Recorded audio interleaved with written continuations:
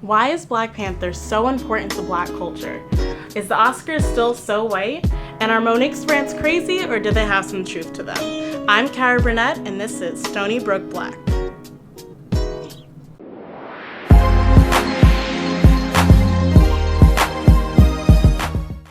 Hi, welcome to our first episode of Stony Brook Black. I'm Kara Burnett. I'm joined with my two guests here, Kayla Rivers and Randy Ferguson.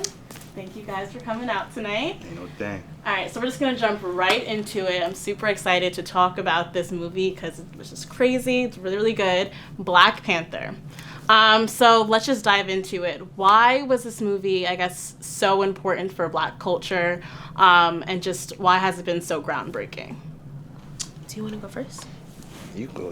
You the queen. Oh, thank you. I believe it was important for Black culture because this is the first time we're seeing a mega blockbuster coming from a usually predominantly white heroine movie company, and it was marketed in a way that it was like, we need everyone to come see this. Like, this is what you're anticipating for, and it's the one time that we're having a mega blockbuster and we're not depicted as slaves or depicted as thugs, or it's not a biopic about somebody dying. And it gives you a sense of pride to know, like, okay, this is what Black people can look like when we're not slaves, when we're not struggling, and we look amazing, we look beautiful. It's beautiful, but it was just the sense of the culture coming together. You had everybody who's like 5 years old, or it's like 90, 95 years old, just celebrating this film. And I never seen anything like that in my lifetime, where everybody who's Black coming out in dashikis and all African clothing just to go and see this movie. And that was a beautiful thing that I've seen all over social media, all over people that I even talk to. It's just the love and the admiration and the excitement of a movie that not only is it for entertainment purposes only, but it brought a message towards it. And yes, there are some people that took that message whole another 10 yards that doesn't need to be going down there, but at the end of the day, it's just entertainment with a message that was brought upon it, and it got us talking, and it did its job from jump. And I think what stands out, for me, is that just for our younger generation and the kids that are watching this, I don't know about for you guys, just growing up and not seeing people who look like you when you're going to the movie theaters and just going on screen. But I'd love to see the kids seeing oh wow, this is a superhero. It's just not like Superman or Iron Man. This is someone who looks like me, which I think is just really cool. And it's the one time that someone looks like you and they're not a side character. Amen. All of them are the main characters. They are essential to the plot. They don't get killed off in the first 15 minutes. True. And they're not trying to attain a status of whiteness. So I think that's very important. But I will say, I grew up being introduced to Black film and Black cinema, so it's a very big part of my upbringing. From my mom started me taking to the movies at 8, and we would see 5 movies a day, and then I would go home and watch Spike Lee and Robert Townsend. So it's not that this is new for me, but it is reassuring, especially with the current political climate, the current reawakening of people, especially Black people, finding beauty in their culture and realizing that we did not start in shackles and we're not going to end in shackles. And I think that's very important, is we're constantly always looking at the past as Black people, but we need to start focusing on our future. And Black Panther is a way to think about a future. Yeah. It's the one time that we're seeing Black people in a futuristic realm, and it's positive. Okay, so we have the Oscars coming up this weekend on Sunday. Now, 2 years ago, the phrase "Oscars so white" caught fire. And now 2 years later, where are we? We talked earlier about Black Panther and what that meant for just our culture, but is the industry really changing? Where are we with that? Listen to me. You can answer first. I've been talking a lot. It hasn't gone nowhere. We're still in the same spot. Last year was just a fluke.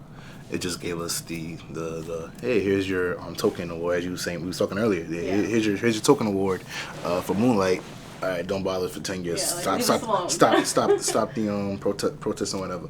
But now it's like, if you look at the best picture features, like, you just gotta get out. That's it. And it's to a fact that now it's like, okay, the Academy has to notice that now black films, or just people of color films, are selling. Women in films are selling. Look at Wonder Woman. Sold a lot of money. They're well in the box office. So people of color and women movies, stories are important than just a generic war movie of Dunkirk. You know what I'm saying? So it hasn't progressed anywhere. And there still needs to be more work that needs to be done. There needs to be more reputation. I don't care if the Academy president is a black woman. There's still a lot of white men sitting on that table making the declarations of what awards needs to be picked and won. A lot of things that black people have been receiving recently, even though I appreciate all our accomplishments, when I feel like things are giving to us, it's like hush money. It's a lot of like, okay, you want something, so let's stop talking about this. Oh, you don't feel like there's enough representation. Well, look, all these black films did great, so let's be quiet. Yeah. Well, they doubted Girls Trip. They doubted did. these movies. They doubted the numbers. And it showed. First of all, I don't know why they doubt the numbers when research has shown that black people have the best spending dollar ever. So why not give them something that they're going to spend their money on? Yeah. But they show that black people are willing to spend their money on stuff even if it's not about them. And I think that's why they continue to just kind of be like, well, you got one movie, so be quiet. I think I have hopes that it will change, but I feel like the root of the issue is deep embedded in a lot of the minds of people, and it's deep embedded in the systematics of this country. So we may never reach there, but I know we'll get pretty damn close. All right, so Oscar-winning actress and comedian Monique has been in the news lately. She is slamming and boycotting Netflix. What is going on, guys? What's your take on it? You want to take this? Yeah. It's a little messy. And I will say, I understand Monique's strife, but I believe there's a more effective way she could go on about it. Because if you have been paying attention, she's doing like an interview, TV tour kind of thing, and going on radio shows, and she's talking about why she's asking people to boycott Netflix, but she's getting caught up in a lot of, I don't want to say emotions, because that's usually used to diminish a black woman's argument, but you can see that she is emotional about this, and she should be, but she's not arguing with white America the way she needs to.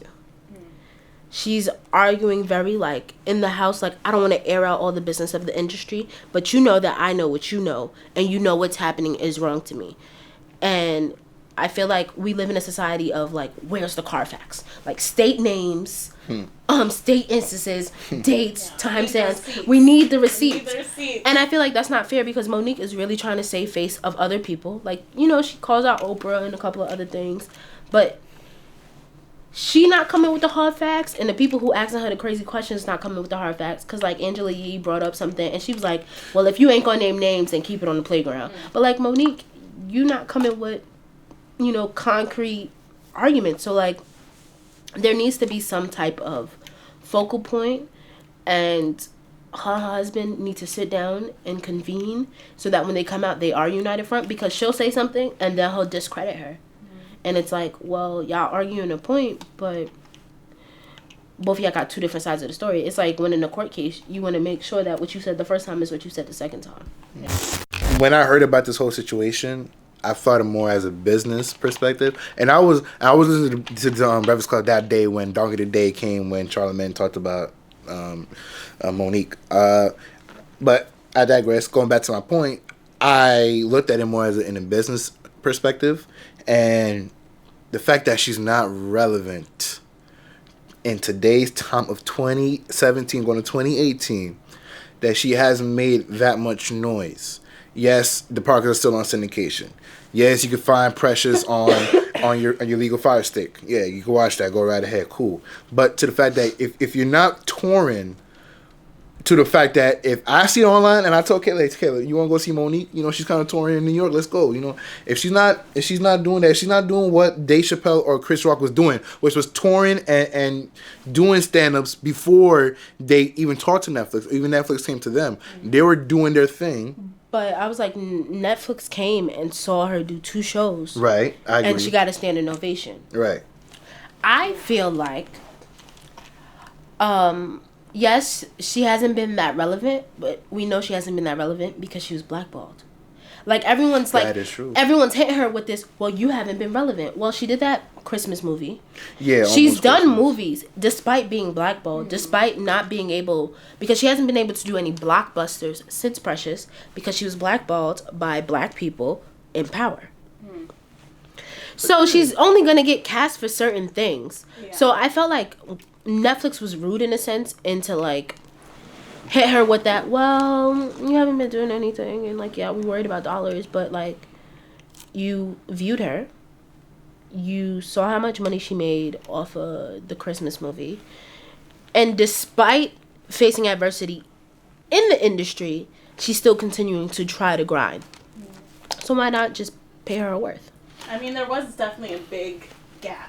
They offered Amy Schumer, I think, $13 million, and she was offered $500,000. So there definitely is a big gap. And I think from Netflix, their perspective is that they were trying to say, or at least what she discussed in the interview, they were talking about pull. And they're like, Amy Schumer sold out her stadium twice. Yeah. And she was like, well, look at my resume. So I guess they were like, well, is the pull the same? Because we're just trying to get our money back. At the end of the day, she is a legend. Let's get that straight. She is a legend. She did wonderful things that, you know, I'm very proud of saying that. I watched it and I seen what she did. But to the fact that, yeah, you see the resume is cool, but Netflix does stuff based on the numbers. Mm-hmm. You know what I'm saying? Yes, she got a selling innovation. That's cool.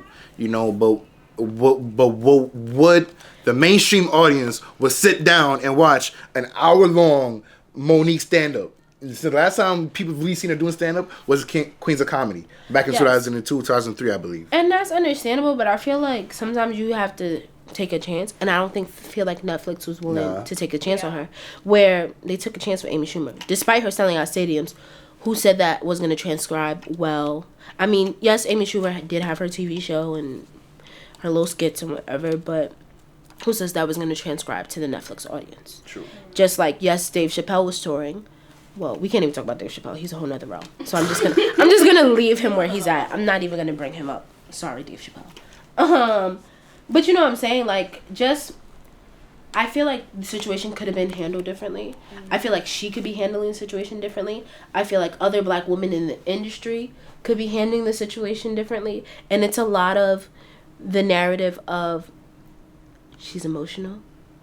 Her thought is not coherent, so we're gonna dismiss her. You think they're trying to lure to play that stereotype as a stereotype black woman? You think that's what they're trying to? Of course, because everyone's just writing her off. Mm-hmm. Every time she tries to bring up that she felt like she's been, literally, this woman is crying. I feel like I'm being ostracized. Mm-hmm. I feel like my worth is not being valued, and I've been killing myself to make it in this industry, and my resume shows for that, and y'all are telling me to shut up. That's what's happening. That's true. And I feel like everyone's getting caught up there looking at it from a business aspect. Well, she's not going to make any money. But how do you know that? Because this is not the first time this has happened with her. You know, there's multiple instances. But, like, where is her backup? Like, why? Well, who's coming to her defense? Yeah. Everyone is like, well, you should have called me, and I would have told you how to handle it. But Wanda Sykes said something. But not even, like, you knew what was going on. You didn't come to defend me. You told me I should have called you and handled the situation different. But where were you to have my back if you consider us family? Like, when she was talking to Whoopi was like, oh, you should have called me. Yeah, I would have gave you a heads up. I would have gave you. But why didn't you have my back when your friend Oprah was saying A, B, and C? Mm-hmm. Why didn't you have my back when Lee Daniels and Tyler Perry were doing A, B, and C? You did it. Nobody said anything. Everyone just kept letting her get blackballed and letting her get in these D-rate movies. Well, that's all the time that we have for this week. My name is Kara Burnett, and you're watching Stony Brook Black.